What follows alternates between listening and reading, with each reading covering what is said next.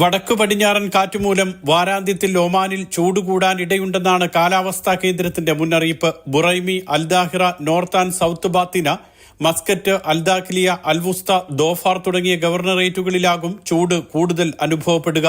ഒമാനിൽ മെയ് അവസാനത്തോടെയാണ് സാധാരണ ചൂട് വർദ്ധിക്കാറുള്ളത്. ജൂൺ മാസത്തിൽ ചൂട് വീണ്ടും കനക്കും. തലസ്ഥാന നഗരത്തിലടക്കം 40 ഡിഗ്രി സെൽഷ്യസിന് മുകളിലാണ് നിലവിൽ താപനില. കഴിഞ്ഞ ദിവസങ്ങളിൽ ഏറ്റവും ഉയർന്ന താപനില റിപ്പോർട്ട് ചെയ്തത് ഹംറയിലും ഫഹൂത്തിലുമായിരുന്നു.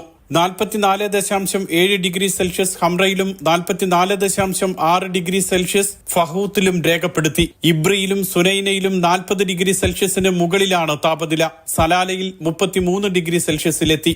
രാജ്യത്ത് ഏറ്റവും കുറഞ്ഞ താപനിലയുള്ളത് ജബൽ ഷംസിലാണ്, 18 ഡിഗ്രി സെൽഷ്യസ്. കൊടും ചൂട് അനുഭവപ്പെടുന്ന ജൂൺ, ജൂലൈ, ഓഗസ്റ്റ് മാസങ്ങളിലാണ് തൊഴിലാളികൾക്ക് ഉച്ചവിശ്രമം നിർബന്ധമാക്കിയിട്ടുള്ളത്. ഉച്ചയ്ക്ക് 12:30 മുതൽ വൈകിട്ട് 3:30 വരെയാണ് പുറത്ത് ജോലി ചെയ്യുന്നവർക്ക് വിശ്രമം നൽകേണ്ടത്.